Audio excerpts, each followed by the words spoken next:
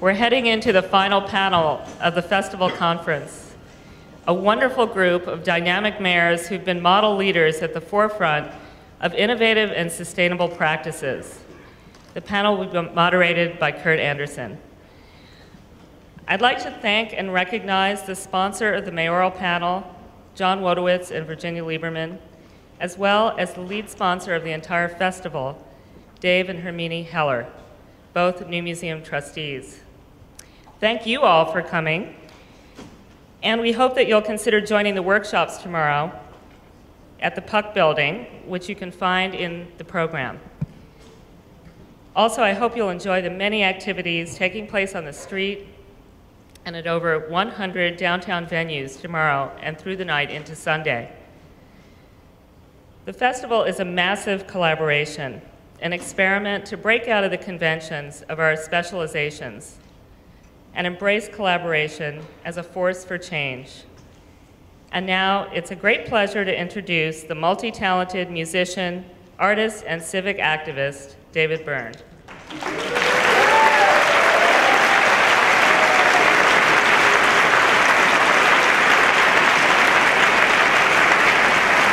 Thank you.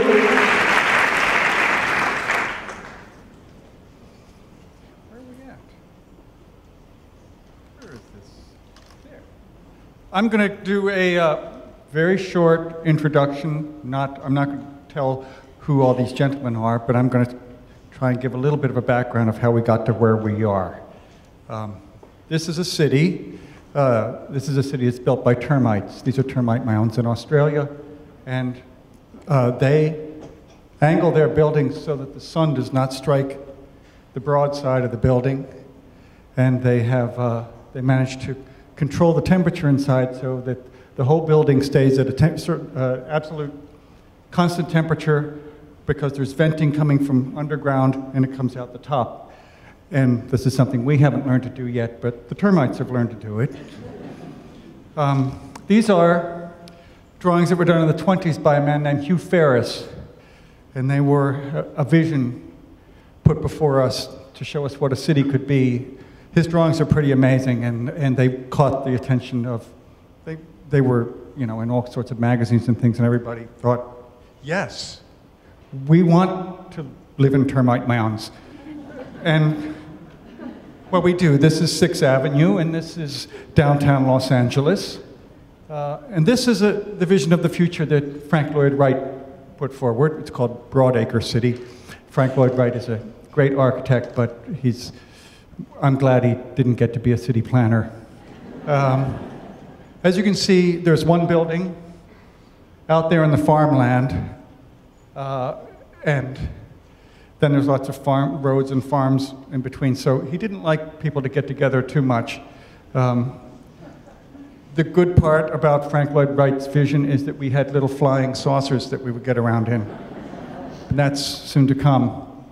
This is Buckminster Fuller's vision for Harlem. Again, wonderful engineer and great architect, but probably not a good city planner. He had the residents of Harlem living in giant cooling towers. This is probably the most well-known of these kind of things. This is the Radiant City, Corbusier's Radiant City, and again, this was the one that really caught fire, and well, he was a good salesman at this idea of having these kinds of things everywhere, and it was picked up by General Motors. This is the 1939 Futurama exhibit, and it was done by General Motors, and General Motors for much of the last century was the largest company in the world, not in the United States, in the whole world. Some people don't remember that. And so they put a lot of effort into putting their vision of what the future could be. Of course, it included cars. They put a lot of effort into putting that forward. And as you can see, it included lots of roads and buildings and spaces in between, and nobody really came in contact with anybody else.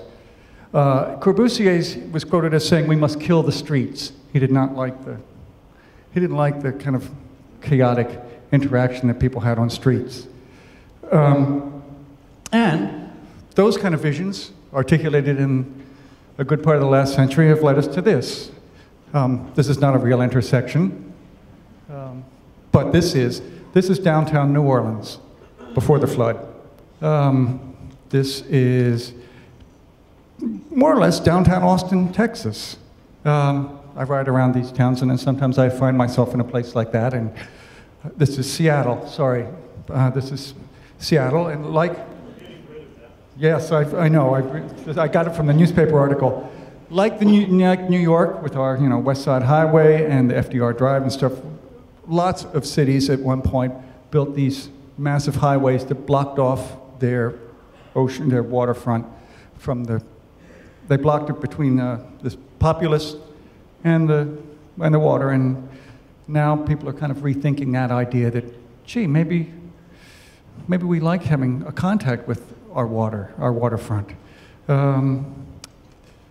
The other consequence of those kind of visions is a town like this. This is Houston, Texas. At 11 o'clock on a weekday, it was a working day. There are 2 people on the street. There was another group of people around the corner, and those were the smokers. This is what much of the cities in the United States of America look like when you look out and you see vast acres of the city taken over by parking lots. And that kind of vision leads to this. This is a shopping mall that's closed and getting grown over by plants. I think I wrote a song about that, but it really is happening. The other kind of psychological consequence of that kind of thinking, the thinking that from the last part of the century, that kind of architecture and views about cities, it leads to this kind of attitude. I was biking around in Newcastle in England, and I was going along the road. There was nobody around for miles. I was the only one there, and I came upon this sign that said, anything I say may be taken down and used as evidence. For what? There's nobody around. But if I said it, they'd hear it, they'd get it. This is another British sign. You can see that. This is not 1984. This is a real sign that reminds us we are secure beneath the watchful eyes. This is, to me, the consequence of the vision of Corbusier and those people is to put the citizens against the government. It's like to say, we do this, you are there, and it creates this antagonism between. So, well, it's changing. That last one was the Mexico City. This one is, of all places, Los Angeles, where they've made a kind of fake pedestrian street.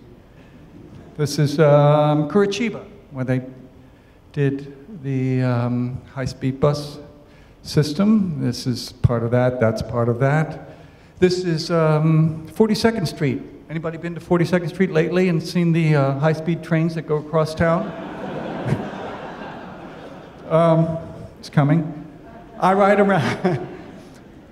When I travel, I ride around on a bicycle a lot, and it's a great way to discover different towns. This is a barbecue place in Charlottesville that had a sign that said, "Get in here, eat barbecue."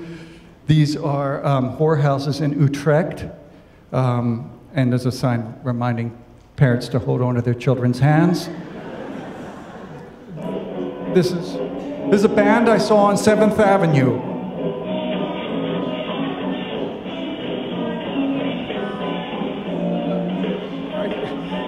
They're really bad, but the point is that there's an interaction with the city. It's inspiring. There's a life on the streets of the city. I ride on a bicycle a lot. Not everybody does that, and I'm not saying everybody should, but as more people do, bike parking is an issue, and this is the way it's been dealt with in China. I don't recommend this here. This is how it's been dealt with at PS1. I think that could use some improvement as well. This is an MIT idea of having these little electric cars, and that you go from a shared car to a shared bike to a larger vehicle, and the allocation, it's an interesting system. This is an interesting kind of Photoshop thing where they take streets in Los Angeles and make them smaller. And I was just amazed at the psychological effect that has. That it made it all of a sudden a street that felt more sheltering, a place you could imagine walking down instead of a place you want to get away from. Okay, I'm wrapping up. These are some well-known people that ride bikes. There's our president. There's Arnold. Don't know if I'm buying that. But here's the president of Louis Vuitton Moet Hennessy, who rides around, gets to work on a bike. And believe it or not, here are Hasidic kids. These are young people riding bicycles. Of course, this is Holland. This is not Brooklyn. But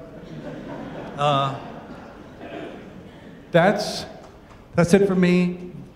These guys have done amazing things and are doing amazing things, and thank you very much.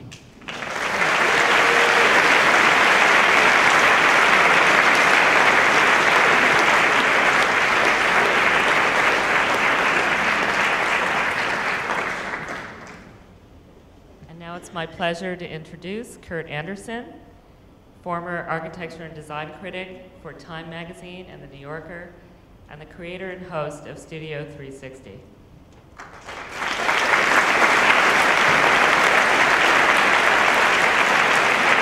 Thank you, Lisa.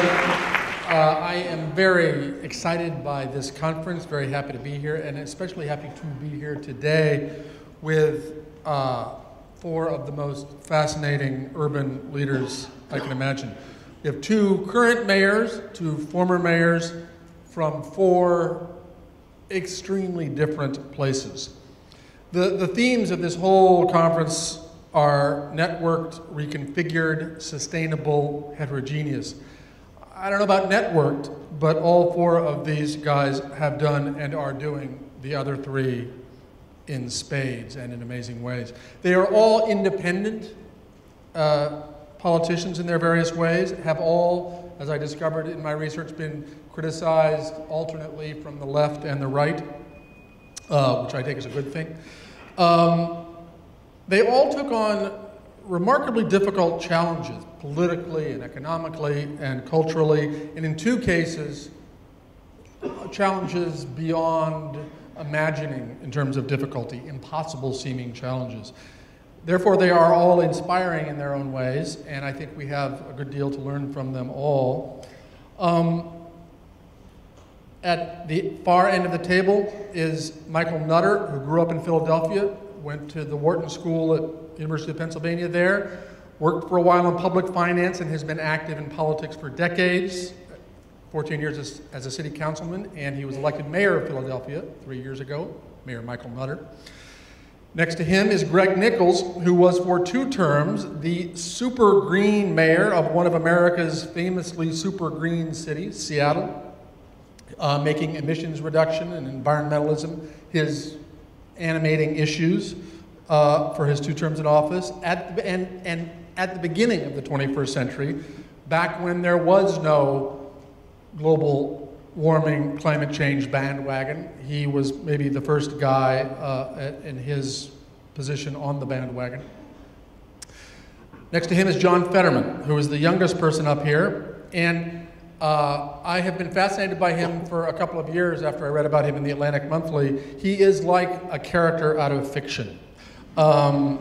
He is this upper middle class, well, he's gigantic for starters, but he is this upper middle class guy with an MBA and a Harvard master's degree in public policy who showed up 10 years ago in this tiny, impoverished, dying, 2/3 African American town 20 minutes outside Pittsburgh and got elected mayor.